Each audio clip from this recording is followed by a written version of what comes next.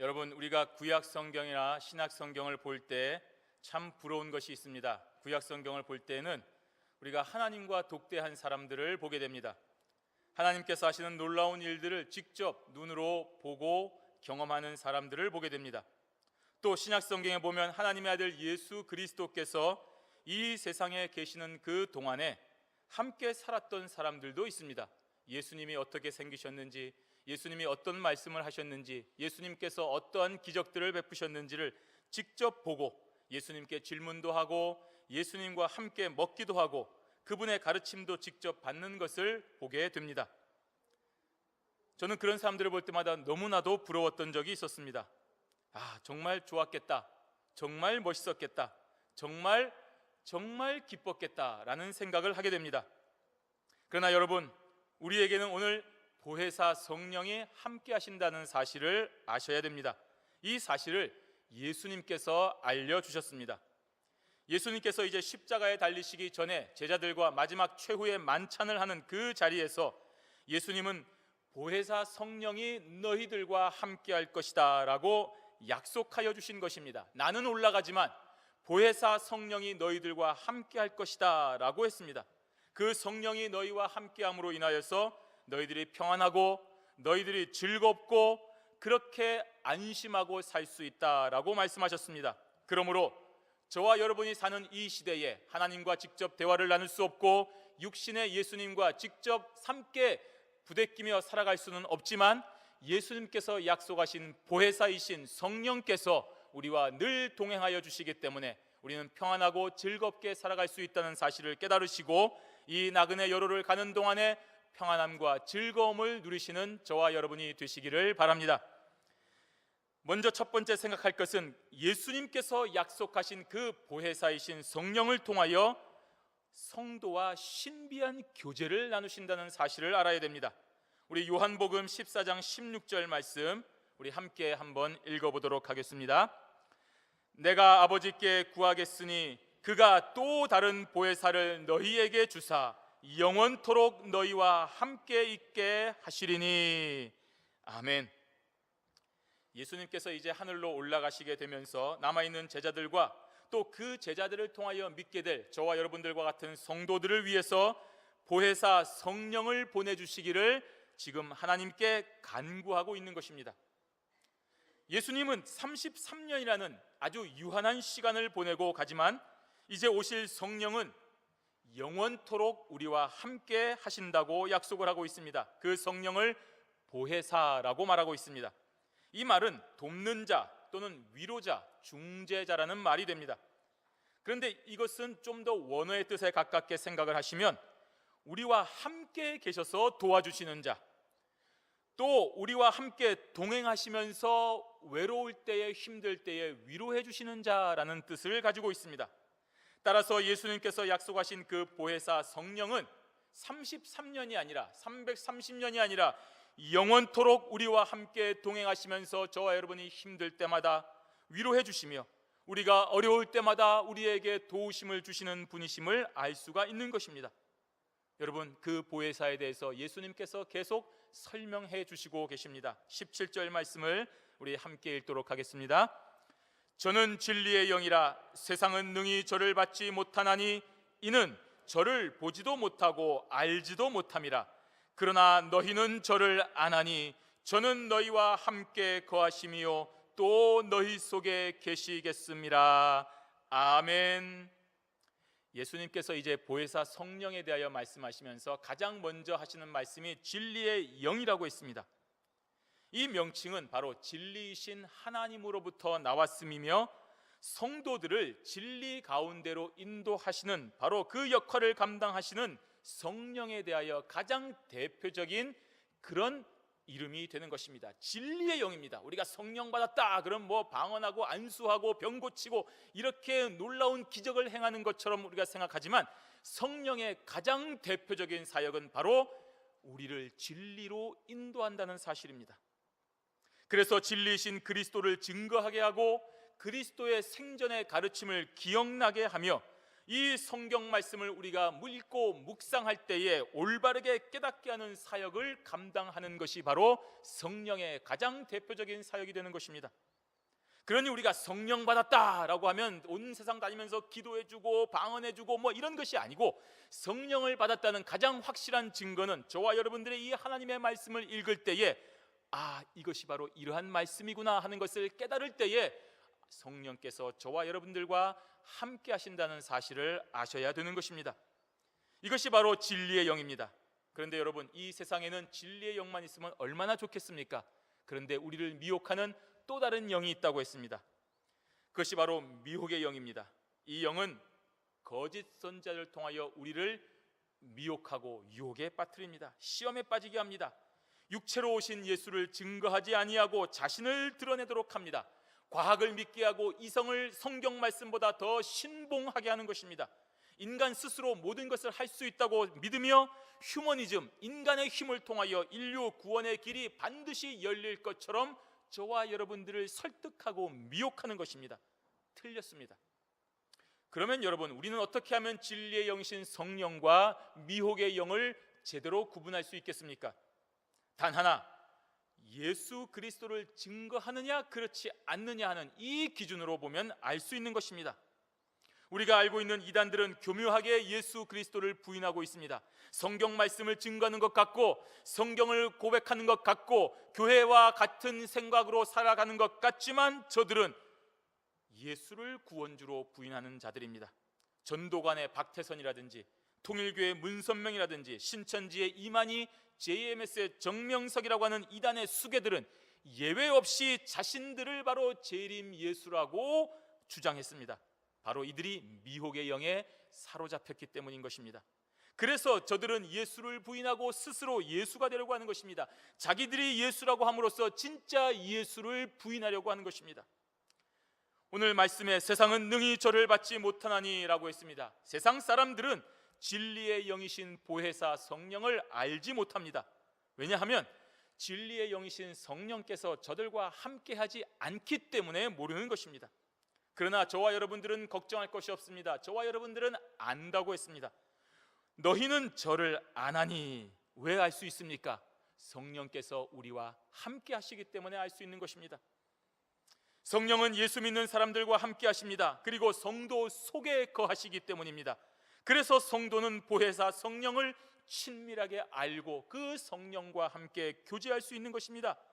예수님은 이렇게 최후의 만찬석상에서 제자들을 향하여 앞으로 오실 그 성령이 너희와 동행하시는 것과 그 성령의 내주하심을 동시에 설명하고 있는 것입니다. 그러면 예수님께서는 이 마지막 때에, 이 중요한 시간에 왜 이렇게 성령에 대하여 강조하고 있는 것입니까? 바로 예수님께서 하늘로 올라가신 후에 성령께서 주도적으로 이 세상의 구속사들을 이끌어 나가실 것이기 때문입니다. 예수님이 하늘로 올라가신 후에 성령님께서 이 세상에 하나님께서 택하신 백성들을 구원하실 그 구속 역사를 이끌어 나가실 것이기 때문에 제자들에게 강조하고 있는 것입니다. 그 성령께서 그리스도의 가르침을 생각나게 하실 것입니다. 진리의 가르침을 교회에게 전달하시고 계승하실 것입니다.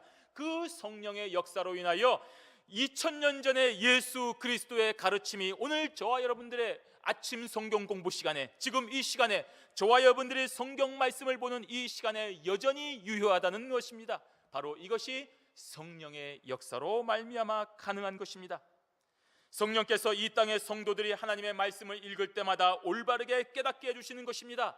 저와 여러분의 지혜가 뛰어나서 이 성경 말씀을 깨닫는 것이 절대로 아닙니다. 이 세상에 아무리 뛰어난 사람도 성경 말씀을 읽어도 올바르게 깨닫지를 못합니다. 성령의 도우심이 없으면 안 되는 것입니다. 또한 미혹의 영이 교회를 해하고 어지럽히고 또 간교하게 역사할 때마다 그 미혹의 영에 대항하여 교회를 지키고 교회를 세우고 교회를 강하고 담대하게 진리의 길을 갈 수 있는 것도 바로 성령의 역사입니다. 그래서 예수님은 제자들에게, 오늘 저와 여러분들에게 이 보혜사 성령에 대하여 강조하고 계시는 것입니다. 그러면 예수님께서는 이 보혜사 성령을 강조하셨으니까, 너희들 이제 내가 그렇게 잘 가르쳐 주었으니까 이 성령과 함께 잘 해라 나는 모르겠다라고 하시는 분이십니까? 아닙니다. 예수님은 성령의 역사를 통하여 언제나 우리와 함께 하신다고 말씀하고 계십니다. 우리 18절 말씀 보십시오. 함께 있습니다. 내가 너희를 고아와 같이 버려두지 아니하고 너희에게로 오리라. 아멘. 여러분, 어린 시절에 우리 부모님의 세대는 참 가난 때문에 돈을 벌러 타지로 가야 되면서 피치 못할 사정으로 자신의 아이들을 옆집 할머니에게 또 친척에게 맡기고 그렇게 살아야 될 때가 있었습니다. 그런 경우에 정말 그 자녀를 내 몸같이 돌봐주는 사람을 찾기가 참 힘듭니다. 아무래도 부모만 못한 것입니다. 또 정성껏 돌봐준다 하더라도 그 부모의 부재는 아이들을 주눅들게 하기에 충분합니다. 오늘 우리 예수님은 자신의 사명을 다 마치시고 하늘로 올라가시지만 남아있는 성도들을 절대로 모른 채 하지 아니하십니다. 비록 지금처럼 육신의 모습으로 함께하지는 않으시지만 보혜사 성령을 통하여 언제나 우리와 함께 하시겠다고 약속하시는 것입니다. 그러므로 예수님께서 승천하신 그 이후의 신약 성도들이나 오늘날 저와 여러분들 그리고 우리의 믿음의 후손들에게도 예수 그리스도는 주신 보혜사 성령을 통하여 우리와 함께 하시는 것을 믿고 여러 가지 어려운 상황 속에서도 주님의 도우심을 바라고 믿는 성도들이 되어야 되는 것입니다. 바로 이것이 성령을 통하여 예수님이 우리와 함께 하시는 신비한 역사인 것입니다. 이처럼 성령을 통한 주님의 임재하심을 굳게 믿는 성도는 이 세상에서 항상 승리하는 영의 군사들이 되는 것을 믿고 오늘도 담대하게 살아가셔야 되는 것입니다. 우리 19절 말씀 함께 읽도록 하겠습니다. 조금 있으면 세상은 다시 나를 보지 못할 터이로되 너희는 나를 보리니 이는 내가 살았고 너희도 살겠음이라. 이제 최후의 만찬이 끝나고 십자가의 죽음이 임박한 것을 예수님께서는 이제 우회적으로 제자들에게 말씀하시고 계십니다. 그러나 제자들은 여전히 예수님과 함께 할 수 있습니다. 성령을 통하여서 함께하는 것입니다. 그래서 너희는 나를 보리니 라고 예수님께서 말씀하시는 것입니다. 베드로와 요한이 그 이후에 성전 미문에 앉아있는 안진뱅에게 뭐라고 얘기했습니까? 은과 금은 내게 없지만 내게 있는 것으로 내게 주노니 곧 나사렛 예수 그리스도의 이름으로 너 일어나 걸으라 라고 분명히 말하고 있지 않습니까? 그 시간에 예수 그리스도가 함께 있었습니까? 없었습니다. 예수님은 죽으셨습니다. 하늘로 올라가셨습니다. 그럼에도 불구하고 베드로와 요한은 나사렛 예수의 이름으로 명하여 걷게 한 것입니다. 바로 성령께서 함께 하시기 때문입니다. 예수님께서 성령을 통하여 베드로와 요한과 동행하여 주심을 저들이 믿고 체험하였기 때문에 이처럼 담대하게 복음을 전할 수가 있는 것입니다. 예수 그리스도께서 성령을 통하여 함께 하셔서 제자들이 땅끝까지 복음을 전할 수가 있었습니다. 그들은 예수 그리스도의 이름을 전했습니다. 그 이름이 성령을 통하여 함께 하시는 것을 체험하였기 때문입니다. 너희들이 죽은 예수 그리스도만을 전하는 것이 아니라 바로 살아계신 예수 그리스도의 이름 성령을 통하여 오늘도 이 시간에 나와 함께 동행하셔서 이 세상에서 너희들에게 동행하여 주시는 그 이름을 바로 전파한 것입니다. 그리고 이러한 놀라운 약속은 오늘날 저와 여러분의 삶 속에서도 여전히 유효한 것입니다. 여기서 이 보리니라는 이 말은 육신의 눈으로 본다는 것이 아닙니다. 저분은 빨간색 옷을 입고 오셨구나, 저분은 파란색 옷을 입고 오셨구나, 저분은 앉아 계시구나, 서 계시구나, 우리 육신의 눈으로 보면 알 수 있습니다. 그러나 저분이 지금 앉아 있지만 다른 생각을 하고 있구나, 저분이 지금 여기 있지만 마음은 딴 데가 있구나 하는 것을 우리가 마음으로 알 수 있습니다. 더 중요한 것은 이 보리니라는 이 말은 영으로 본다는 것을 의미하고 있습니다. 그러므로 예수님의 승천 이후에 제자들이나 초대교회 성도들이나 오늘 저와 여러분들이나 우리는 영적인 눈으로 우리와 함께 하시는 예수 그리스도를 항상 볼 수 있는 것입니다. 그러면 우리는 성령 충만한 생활을 할 수 있는 것입니다. 20절 말씀 함께 읽도록 하겠습니다. 그날에는 내가 아버지 안에 너희가 내 안에 내가 너희 안에 있는 것을 너희가 알리라. 아멘. 오늘 이 구절은 신학적으로 아주 중요한 구절입니다. 내가 아버지 안에라는 이 말은 성부 하나님과 성자 예수님께서 본질적으로 하나라는 말입니다. 성부 하나님, 그 아들 예수님, 뭔가 부모님의 권위는 이만큼 되고 그 아들의 권위는 어느 정도 좀 떨어지는 그런 의미의 개념이 절대로 아닌 것입니다. 본질적으로 하나라는 말을 하고 있는 것입니다. 그런데 더 놀라운 것은 그 뒤에 그리스도와 성도가 함께 있다고 했습니다. 즉 그리스도와 저와 여러분들이 본질적으로 또 하나가 된다고 했습니다. 성부와 성자가 본질적으로 하나이듯이 예수님과 택한 백성인 저와 여러분 성도들이 이렇게 신비한 연합으로 하나가 되고 있다는 놀라운 선언을 하고 있는 것입니다. 여러분, 이러한 연합의 비밀이 이 세상의 지식으로 설명이 되겠습니까? 어느 누가 이것을 올바르게 저와 여러분들을 이해시킬 수가 있겠습니까? 이 세상의 지식으로는 안 되는 것입니다. 오로지 영적으로만 알 수 있고 영적으로만 받아들일 수가 있는 것입니다. 그래서 제자들은 이러한 신비한 연합으로 이제서야 땅끝까지 예수 그리스도의 이름을 전파하는 증인이 되는 것입니다. 제자의 삶으로 예수를 증거하였습니다. 예수님과 제자들은 하나이기 때문에 절대로 끊어지지 않기 때문에 그 예수를 증거한 것입니다. 그래서 이 세상의 어떠한 유혹도, 쾌락도, 재물도, 명예도, 생명까지도 우리 제자들을 예수 그리스도로부터 끊어낼 수가 없었던 것입니다. 본질적으로 하나라는 신비한 연합이 되었기 때문인 것입니다. 저와 여러분은 이렇게 그리스도와 신비한 연합을 한 귀한 존재입니다. 나는 아무것도 아니구나. 아닙니다. 그러니 우리와 함께한 예수 그리스도를 위해 여러분 기쁘게 사셔야 됩니다. 여러분의 삶을 제대로 사셔야 됩니다. 목숨도 아끼지 아니하고 예수 그리스도를 증거하기 위하여 사셔야 되는 것입니다. 우리를 사랑하시고 십자가에서 죽으신 예수 그리스도를 여러분 기억하시기를 바랍니다. 우리는 예수 그리스도와 분리될 수 없는 사람입니다. 내가 이렇게 죄악을 짓고 내가 이렇게 잘못 살고 있으니까 예수님은 나를 떠나셨겠지, 그럴 수 없는 존재입니다. 혈육으로 하나가 된 가족도 배신하기 어려운데 영으로 하나가 된 예수 그리스도는 절대로 우리의 의식에서 분리될 수가 없는 것입니다. 이것이 바로 성령 안에서 저와 여러분이 하나가 되는 신비한 연합인 것입니다. 바로 이것을 분명하게 깨닫고 이 세상에서 잠시 머물며 사는 동안에 어려움과 유혹과 핍박과 고난과 쾌락이 여러분들을 유혹할지라도 내 안에 있는 예수 그리스도, 뗄래야 뗄 수 없는 이 그리스도와 함께 연합하였다는 사실을 기억하고 기쁘고 즐겁게 주신 사명 감당하는 성도들이 되시기를 바랍니다. 우리 두 번째로 생각할 것은 바로 하나님과 예수님은 보혜사 성령을 통하여 우리 속에 신비한 연합을 이루시고 이제는 우리가 주를 위하여 살도록 역사하신다는 사실을 기억해야 됩니다.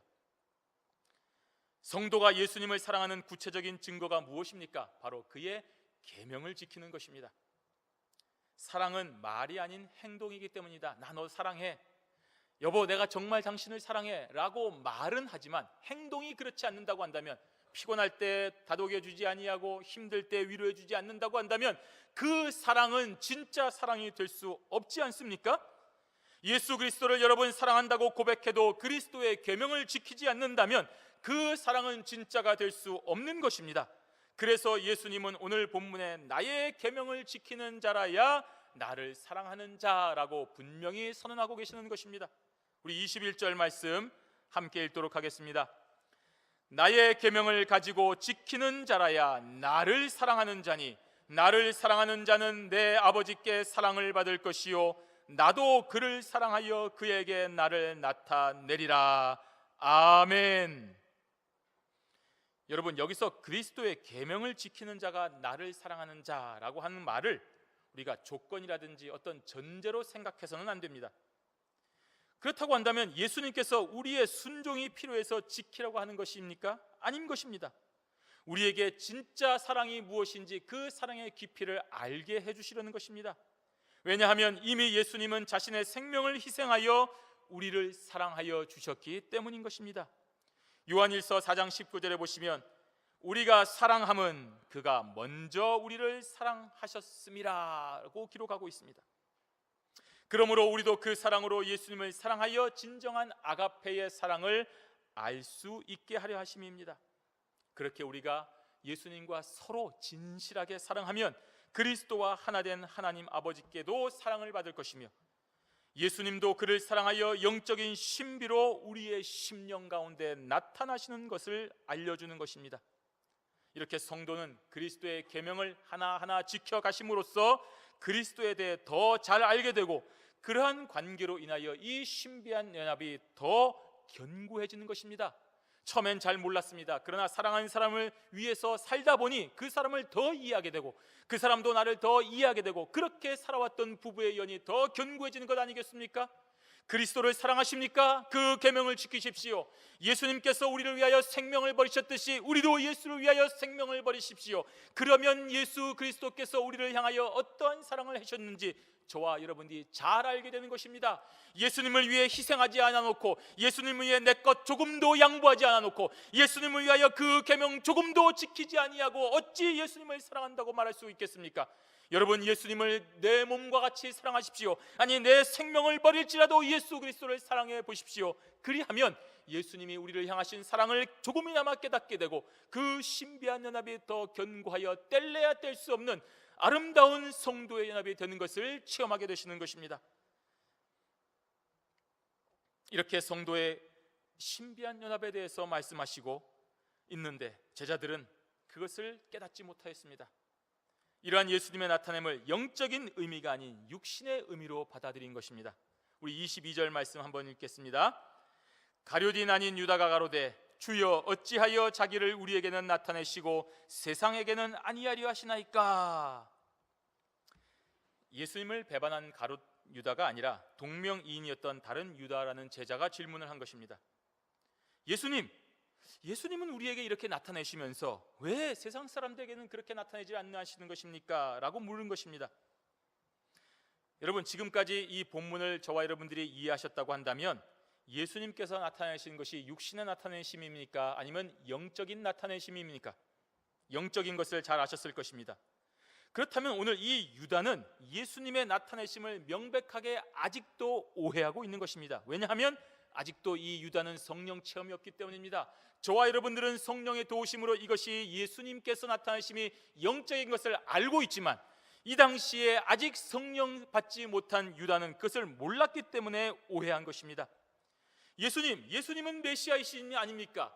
그러면 우리에게 이렇게 나타내신 것처럼 다른 사람들에게도 분명하게 나타내시면 다 저들이 따를 것이 아닙니까? 라고 말하고 있는 것입니다. 왜 그렇게 하지 아니하시냐는 말입니다.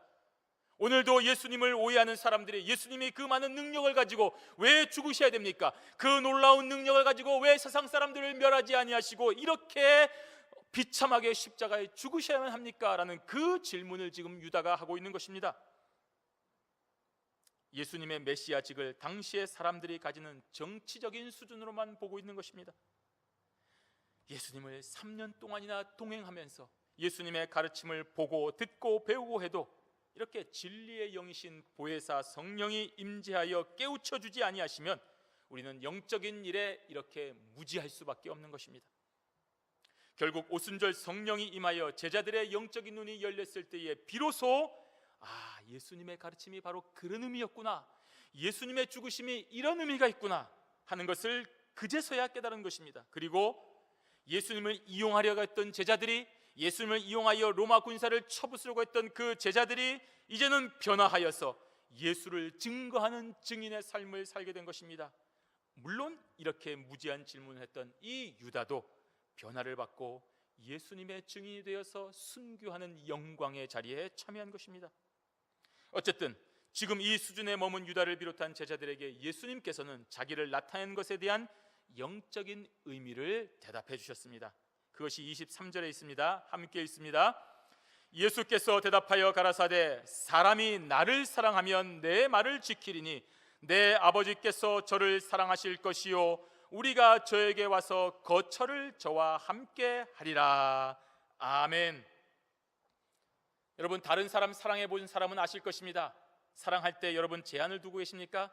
내가 이 사람을 사랑하니까 한 100만 원 정도까지만 써야지, 내가 이 사람을 사랑하니까 한 2시간 정도까지만 소비해야지. 여러분, 그렇게 하는 사람은 진짜 사랑을 해본 사람이 아닙니다.